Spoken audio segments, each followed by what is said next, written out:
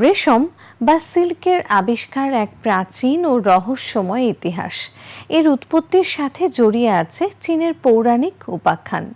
প্রচলিত লোককথা অনুসারে প্রায় 4700 বছর আগে চীনের সম্রাজ্ঞী লেই জু, যিনি সিল্ক ওয়ার্মের দেবী নামেও পরিচিত, রেশমের সুতা আবিষ্কার করেন। একদিন তিনি বাগানে বসে চা পান করছিলেন। তখনই একটি গুটি তার গরম চায়ের কাপে পড়ে যায়। গুটিটি নরম হয়ে খুলে গেলে সেখান থেকে একটি লম্বা, চিকন ও চকচকে সুতো বেরিয়ে আসে। কৌতূহলবশত তিনি সুতোটি নিয়ে গবেষণা শুরু করেন এবং বুঝতে পারেন যে এটি একটি পোকার গুটি থেকে তৈরি হয়েছে। এই ঘটনা থেকেই রেশম চাষ বা সেরিকালচার এবং রেশমি সুতো তৈরির প্রক্রিয়া শুরু হয়। প্রথমে রেশম উৎপাদন ছিল চীনের একচেটিয়া গোপন বিষয়। বহু শতাব্দী ধরে চীন রেশম উৎপাদন প্রক্রিয়া কঠোরভাবে গোপন রেখেছিল। যে ব্যক্তি রেশম পোকার গুটি বা ডিম দেশের বাইরে পাচার করার চেষ্টা করত তাকে মৃত্যুদণ্ড দেয়া হতো। এই গোপনীয়তার কারণে রেশম ইউরোপ এবং এশিয়ার অন্যান্য দেশে একটি অত্যন্ত মূল্যবান পণ্য হয়ে ওঠে।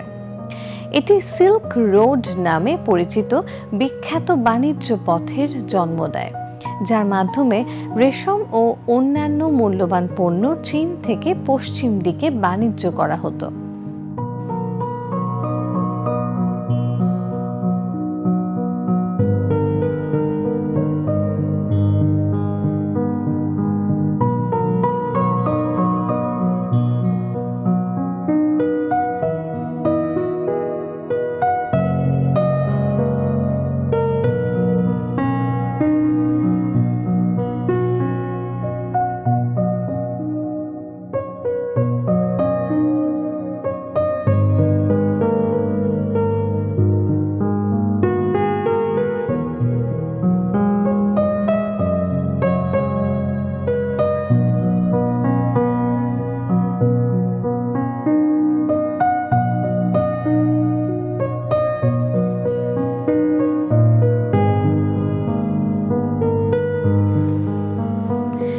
ষষ্ঠ শতাব্দীতে দুটি পার্সিয়ান সন্ন্যাসী সম্রাট জাস্টিনিয়ানের নির্দেশে চীন থেকে লুকিয়ে রেশম পোকার ডিম নিয়ে আসেন।